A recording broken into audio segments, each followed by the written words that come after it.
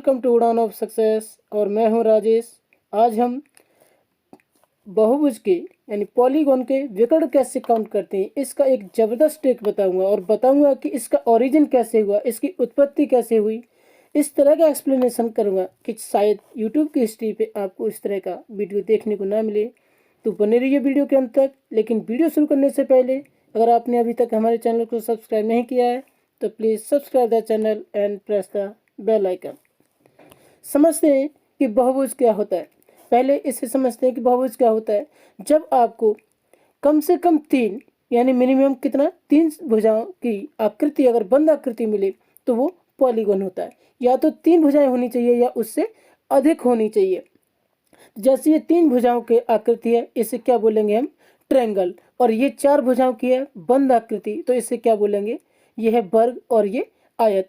इसी तरह से अगर पांच भुजाओं का हो तो पेंटागन, सिक्स का हो तो हेक्सागन और आठ का हो तो ऑक्टागन बोलते हैं, यानी अष्टभुज बोलते हैं। और इसे षष्ठभुज बोलते हैं, छह भुजाओं का। और ये क्या है, रोम्बस, ठीक है, समचतुर्भुज। तो अब देखते हैं, अभी तक हमने समझा कि ये पॉलीगॉन क्या होता है, ये आकृति कैसी होती है इसकी। अब समझते हैं कि इसकी फॉर्मेशन कैसे हुई, कि इसका डायगोनल कितने होते हैं, किसी भी बहुभुज में डायगोनल कितने होते हैं, इनकी फॉर्मेशन कैसे होती है। तो ये देखते हैं। देखो, अगर हम यहाँ से समझें कि ये क्या है, ABCD, ये एक क्वाड्रिलेटरल यानी वर्ग है, ये वर्ग है, तो इसके डायगोनल को समझेंगे यानी विकर्ण समझेंगे कि कितने होते हैं इसमें। अब विकर्ण देखें तो यहाँ से देखते हैं कि अगर हम एक बिंदु से, पहले ये देखेंगे एक बिंदु से, जैसे A है, यहाँ से हम कितने विकर्ण इसको ड्रॉ कर सकते हैं, यानी कितने ड्रॉ कर सकते हैं, तो ये काउंट करेंगे। पहले ये देखें यहाँ से, तो ये कितना हो जाएगा, ये हो गया एक। A से C तक कितना हो गया, ये एक हो गया। क्या हम A से B के लिए ड्रॉ कर सकते हैं? नहीं, क्योंकि ये क्या हो जाएगा, ये A और B यानी जो भुजा है इसके पैरेलल हो जाएगा, तो ये डायगोनल तो नहीं हुआ। तो ये क्या हो जाएगा, सिर्फ एक डायगोनल हमने ड्रॉ कर पाई। अगर हम देखें कि एक पॉइंट से हमने डायगोनल ड्रॉ किए तो हमारे कितने वर्टेक्स यानी कितने कोने इसके खाली रह गए, यानी एक, दो और तीन। यानी यहाँ से A से C के लिए तो ड्रॉ कर दिया, लेकिन A से D के लिए नहीं कर पाया, A से B के लिए नहीं, यानी उसके जो पास वाले दो वर्टेक्स हैं उनको भी हमने ड्रॉ नहीं कर पाया। तो यहाँ से देखा हमने कि कितने ड्रॉ किए, एक। अब इसी तरह से पहले देखते हैं, अब पेंटागन में भी देखते हैं कि यानी एक भुजा से यानी एक बिंदु से कितने मैक्सिमम यानी अधिकतम कितने विकर्ण ड्रॉ कर सकते हो, ये हमें देखना होगा। वैसे इसमें अगर हम पूरे की बात करें तो पूरे कितने हो जाएंगे, ये D से B के लिए भी हो जाएगा, ये दो हो जाएंगे। लेकिन हमें यहाँ पर अभी देखना है कि एक पॉइंट से मैक्सिमम कितने ड्रॉ कर सकते हैं। तो यहाँ से देखेंगे C से E के लिए ड्रॉ हो जाएगा और C से A के लिए ड्रॉ हो जाएगा, ठीक है। यहाँ से दो हो गए, पेंटागन में कितने ड्रॉ कर पाई, दो। लेकिन यहाँ पे भी कितने पॉइंट खाली रह गए, एक, दो, तीन, ठीक है। यानी दो पास वाले और एक स्वयं जो पॉइंट जिससे ड्रॉ किया गया था, तो यानी ये कितने, तीन। तो यहाँ से सिमिलरली यहाँ पे भी देखा हमने, यहाँ से R से, ठीक है। और यहाँ से अब देखा जाए तीसरा, तो तीसरा हो जाएगा ये। अब तीन ड्रॉ कर पाए इसमें मैक्सिमम, इसमें भी। तो यहाँ से क्या देखने को मिला कि एक, दो और तीन, तीन इसमें से वर्टेक्स खाली रह गए। तो अब क्या करोगे, यहाँ से हमें एक कंक्लूजन देखने को मिला कि अगर मान लो भुजाओं की संख्या n है, भुजाओं की संख्या n है, और उसमें से अगर हम तीन माइनस कर दें, तीन वर्टेक्स माइनस कर दें और इनटू भुजाओं की संख्या यानी n कर दें, तो यहाँ से आपको क्या मिलेगा, अपॉन 2 भी करना पड़ेगा। क्यों, देखो यहाँ से आपको ये चीज़ देखने को मिली कि अगर हमने U से R से U के लिए ड्रॉ किया है तो U से R के लिए भी तो ड्रॉ करेंगे। अब यहाँ से ड्रॉ करेंगे तो ये 2 बार लाइन ड्रॉ हो जाएगी यानी ओवरलैप कर जाएगी, लेकिन हमें काउंट कितनी बार करनी है, सिर्फ एक बार, यानी आर यू और यू आर। यहाँ से आपको अगर समझाएं और सिंपल तरीके से कि यहाँ से देखो ये क्या है सी ई और ये ए सी, यानी यहाँ से ये लिख दें कि सी ए और लिख दें कि ए सी, तो क्या ये दोनों भुजाएं अलग अलग होंगी या दोनों विकर्ण अलग अलग होंगे? नहीं, ये दोनों विकर्ण सेम होंगे। तो क्या हम 2 बार क्यों लिखें, इसको एक ही बार क्यों ना लिखें? इसी तरह से अगर आप देखें कि यहाँ से अगर हम वर्ग की बात करें तो इस वर्ग में अगर देखेंगे तो यहाँ से अगर लिखें कि ए सी और क्या हो जाएगा सी ए, क्या ये दोनों विकर्ण अलग अलग होंगे? नहीं, आपका आंसर होगा कि नहीं, सेम होंगे। जब सेम होंगे तो हम 2 बार क्यों लिखेंगे, क्यों नहीं इसको 2 से डिवाइड कर दें, तो सिंगल हो जाएगा, एक हो जाएगा। तो इसलिए हमने यहाँ पे 2 से डिवाइड किया है। आई होप यह पॉइंट आपका बहुत अच्छे से क्लियर हुआ होगा। अब अगर हम देखें कि यहाँ से भुजाओं की संख्या कितनी होगी n, और n-3 कर दिया। 3 क्यों किया माइनस, कि ये 3 वर्टेक्स जो है वो खाली रह रहे थे, इन पे हमने कोई भी विकर्ण ड्रॉ नहीं कर पाया, कोई भी डायगोनल ड्रॉ नहीं कर पाया। जैसे प्रत्येक फिगर में आप देख सकते हैं यहाँ से 1 2 3 1 2 3, यानी इसमें जो एडजेसेंट वर्टेक्स थे वो खाली रह गए। अब एडजेसेंट वर्टेक्स खाली रह गए तो कितने रह गए, यानी 1 2 3, तो 3 माइनस कर दिया। भुजाओं की संख्या से कितना माइनस किया, 3, और भुजाओं की संख्या का मल्टीप्लाई कर दिया अपॉन 2 कर दिया। और 2 अपॉन में क्यों किया था, क्योंकि हमें ये विकर्ण जो थे 2 बार ड्रॉ करना पड़ रहा है, प्रत्येक विकर्ण 2 बार ड्रॉ करना पड़ रहा है, तो इसलिए हमने 2 से डिवाइड किया।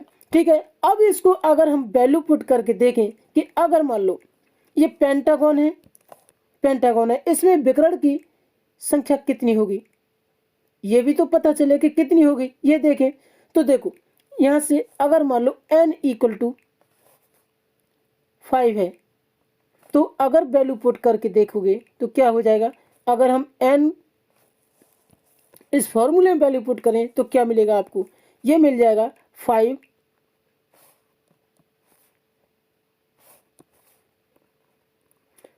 -3 अपॉन 2, तो ये मिलेगा आपको 5 × 2 अपॉन 2, और 2 से 2 क्रॉस हो जाएगा तो यहाँ पे बचेगा 5, और यही इस क्वेश्चन का आंसर हो जाएगा। आई होप यह कंसेप्ट आपको क्लियर हुआ होगा। एक एग्जांपल और लेते हैं।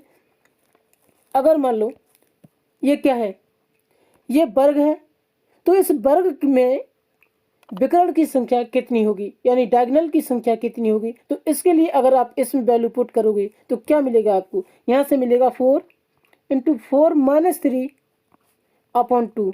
इस 2 से इस 2 को डिवाइड कर दोगे और यहाँ पे 4 - 3 करोगे तो कितना बचेगा, 1। तो 2 × 1 करोगे 2 आंसर आ जाएगा, और यही इसके डायगोनल की संख्या हो जाएगी।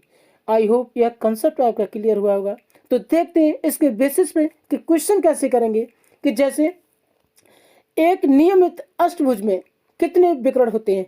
अब नियमित अष्टभुज यानी कि अब नियमित अष्टभुज क्या होता है कि अभी तक हम जो बात कर रहे थे ना, ये सारे नियमित है। नियमित का मतलब होता है कि जिसकी सभी भुजाएं समान हों, यानी सभी भुजाएं समान हों, उसे नियत कहते हैं।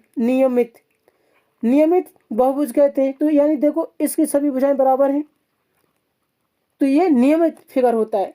तो अब देखते हैं कि यहाँ पर n की संख्या कितनी हो जाएगी, यानी n की संख्या, भुजाओं की संख्या कितनी हो जाएगी। तो ये n = आ जाएगा आपका 8। और फिर आपका फॉर्मूला क्या था, फॉर्मूला था कि 8 यानी n × n - 3 upon 2।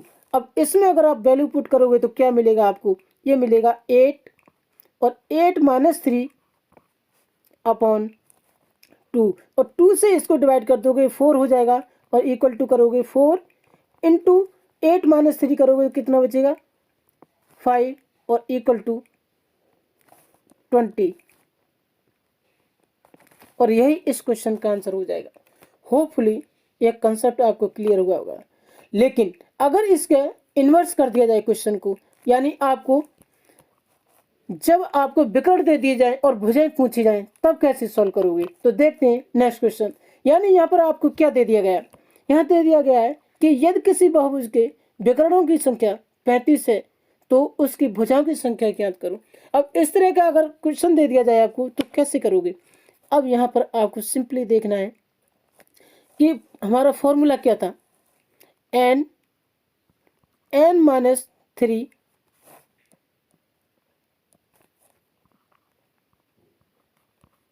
Upon 2 equal to 35।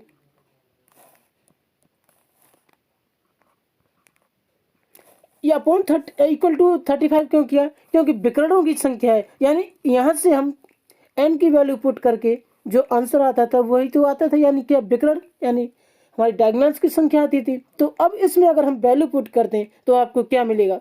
यहाँ से देखेंगे कि यहाँ से 2 का मल्टीप्लाई इधर हो जाएगा तो ये क्या बनेगा, n square minus 3n equal to 70 ये बन जाएगा। और इक्वल टू करोगे तो ये क्या हो जाएगा, n square minus 3n minus 70 equal to 0। देखो एक तो तरीका यह है कि आप इस इक्वेशन को सॉल्व करें, इस इक्वेशन को सॉल्व करें, और दूसरा तरीका आपको क्या मिलेगा कि यहाँ से अगर आप वैल्यू पुट करके देखें तो वैल्यू पुटिंग से बहुत ही इजीली तरीके से कर सकते हो। अब वैल्यू पुटिंग कैसे करोगे? वैल्यू पुटिंग के लिए आपको देखना होगा कि अगर यहाँ पर हम कोई वैल्यू ऐसे पुट करके देखें, यानी हमने अभी देखा था कि अष्टभुज में कितने थे। अष्टभुज की बात करें तो हमें 20 विकर्ण मिले थे, तो अष्टभुज तो नहीं होगा। तो अगर हम 10 वैल्यू पुट करके देखें, यानी 10 भुज का देखें, तो यहाँ पे क्या हो जाएगा आपको कि 10 की वैल्यू पुट करेंगे, n बराबर अगर हम 10 रखें, n बराबर 10 वैल्यू पुट करके देखें तो आपको क्या मिलेगा,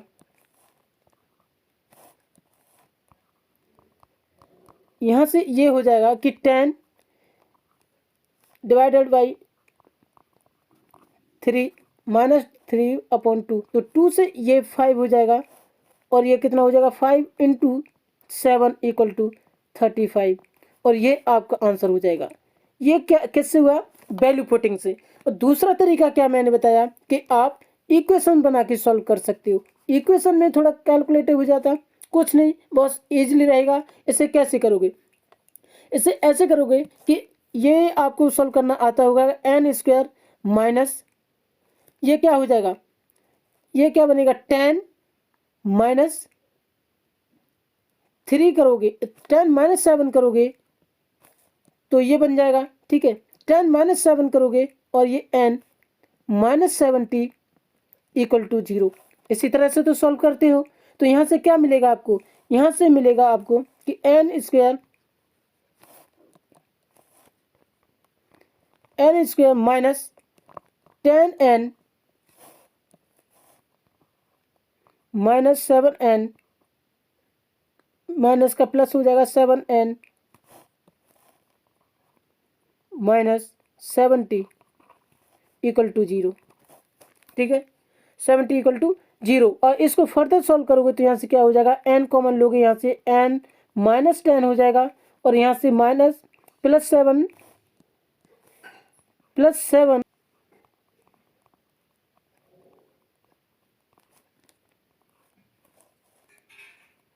ठीक है, n माइनस 10।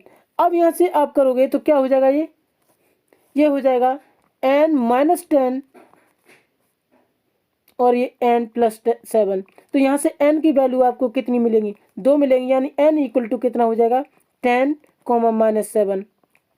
अब देखो किसी भी बहुभुज की भुजाओं की संख्या माइनस हो नहीं सकती, जब माइनस नहीं होगी तो माइनस की वैल्यू क्रॉस हो जाएगी और आपको क्या मिलेगा 10। यहाँ से आपका आंसर हो जाएगा 10, और यही इस क्वेश्चन का आंसर हो जाएगा। होपफुली यह कंसेप्ट आपको बहुत अच्छे से क्लियर हुआ होगा। तो प्लीज़ वीडियो को लाइक कीजिए, चैनल को सब्सक्राइब कीजिए, और इस वीडियो को अपने दोस्तों में ज़्यादा से ज़्यादा शेयर करें, जिससे उन्हें भी इस वीडियो का लाभ मिल सके। तो फिर मिलते हैं किसी नई वीडियो के साथ, तब तक स्वस्थ रहिए, मस्त रहिए।